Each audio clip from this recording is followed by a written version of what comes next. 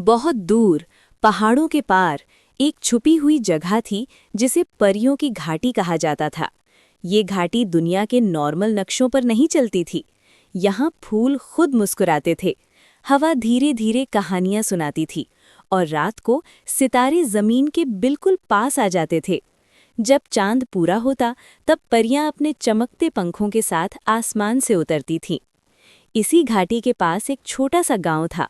वहां रहती थी आर्या, एक प्यारी सी लड़की। आर्या को परियों की कहानियां बहुत पसंद थीं। वो अक्सर सोचती थी, क्या परियां सच में होती होंगी? क्या वो कभी उनसे मिल पाएगी?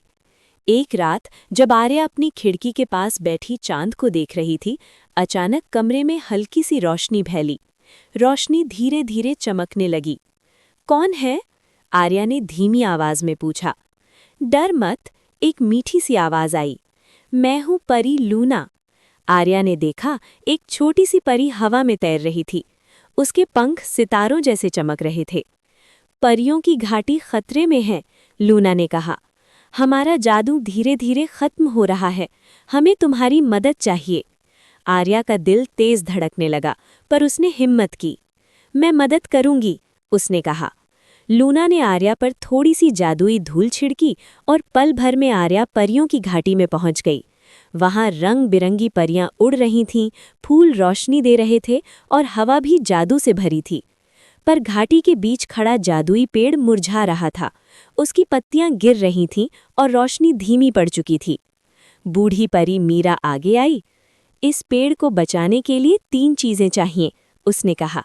सच्ची हिम्मत, सच्ची दया और पूरा विश्वास। पहली परीक्षा थी हिम्मत की।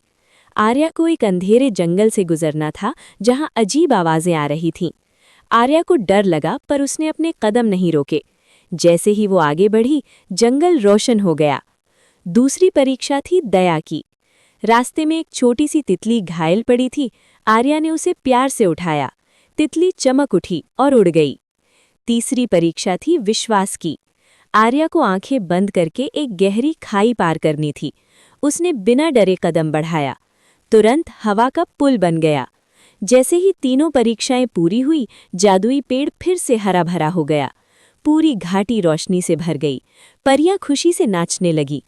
लूना ने मुस्कुराकर कहा, असली जादू चीजों में नहीं, दिल में होता है। अगला ही पल था और आर्या अपने कमरे में थी। सुबह की धूप खिड़की से आ रही थी। क्या ये सपना था? आर्या ने अपनी मुट्ठी खोली, उसमें हल्की सी जादुई धूल चमक रही थी। आर्या मुस्कुरा दी। और तब से जब भी कोई बच्चा अच्छाई, दया और हिम्मत दिखाता है, परियों की घाटी का जादू और भी ज्यादा चमक उठता है।